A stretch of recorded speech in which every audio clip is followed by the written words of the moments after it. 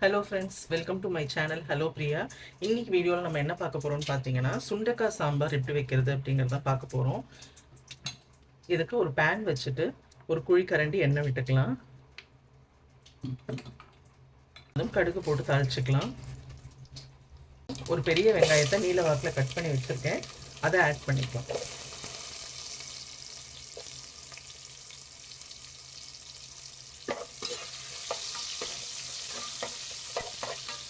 வெங்காயத்தை லேசாக வதக்கிட்டு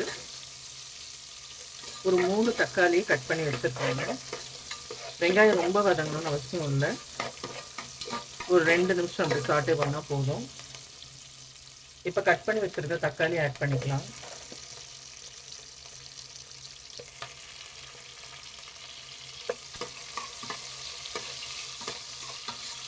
தக்காளியை நல்லா வதக்கிடுங்க.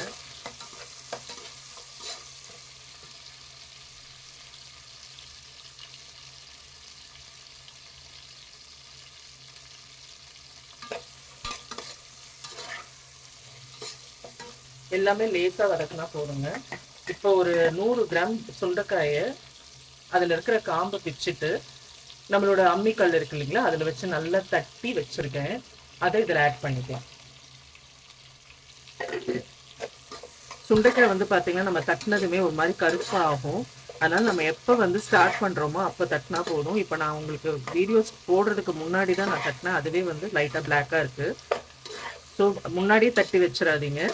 நம்ம எப்போ சமைக்கிறோமோ அந்த டைம் நீங்கள் தட்டினா போதும். இப்போ பாருங்கள், இது லேசாக வதங்கிடுச்சு. இப்போ இந்த ஸ்டேஜில் ஒரு ஸ்பூன் சாம்பார் பவுடர், ஒரு 1/4 ஸ்பூன் மஞ்சள்தூள் ஆட் பண்ணிவிட்டு அந்த சுண்டைக்காய் வேகிற அளவுக்கு கொஞ்சம் தண்ணி ஊற்றிக்கலாம். இப்போ இதுக்கு பார்த்தீங்கன்னா நான் 1 கப் அளவுக்கு துவரம் பருப்பு எடுத்து நான் வேக வச்சுருக்கேன். இப்போ இது நல்லா வெந்ததும் நம்ம பருப்பு ஆட் பண்ணிக்கலாம். அப்புறம் ஒரு சின்ன லெமன் அளவுக்கு புளி எடுத்து ஊற வச்சுருக்கேன். ஸோ குழம்பு கொதிக்கட்டும், கொதித்ததும் நம்ம பருப்பு ஆட் பண்ணிக்கலாம். இப்போ பாருங்கள், குழம்பு நல்லா கொதிக்குது. இது இன்னும் நல்லா வெந்து சுண்டைக்காய், தக்காளி, வெங்காயம் எல்லாம் நல்லா வேகணும். வெந்ததுக்கப்புறம் நம்ம பருப்பு ஆட் பண்ணிக்கலாம். அதனால் இன்னும் கொஞ்சம் நேரம் கொதிக்கட்டும் நல்லா.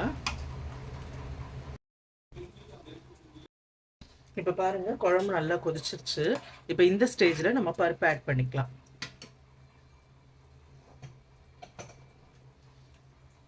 நான் ஒரு 100-150 கிராம் பருப்பு வேக வச்சுருக்கேங்க.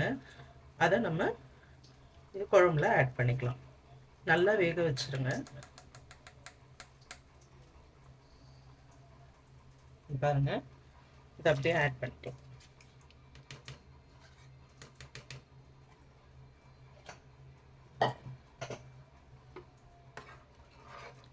இப்போ நல்லா கிளறி கொடுத்துட்டு இப்போ இந்த ஸ்டேஜ்லேயே நம்ம புளியையும் சேர்த்து ஆட் பண்ணிக்கலாம். இப்போ குழம்புக்கு தேவையான சால்ட்டை நான் ஃபஸ்ட்டு போட்டுட்டு நம்ம புளியை கரைச்சி ஊற்றிக்கலாம். ஸோ நான் சொன்ன மாதிரி ஒரு சின்ன லெமன் அளவுக்கு ஒரு புளியை ஊற வச்சுருக்கேன். ரொம்ப ஊற்ற வேண்டாம்.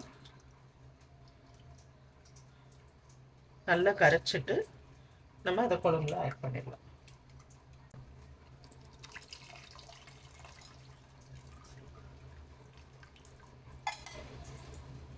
அவ்வளோதாங்க. இப்போ நல்லா குழம்பு கொதிச்சு வரும். கொதிச்சு வந்ததும் நம்ம இறக்கிடலாம். ரொம்ப நல்ல வாசமாக இருக்குங்க குழம்பு, டேஸ்ட்டாகவும் இருக்கும். இப்போ இதில் கொஞ்சம் பெருங்காயத்தூள் மட்டும் ஆட் பண்ணிக்கிறேன்.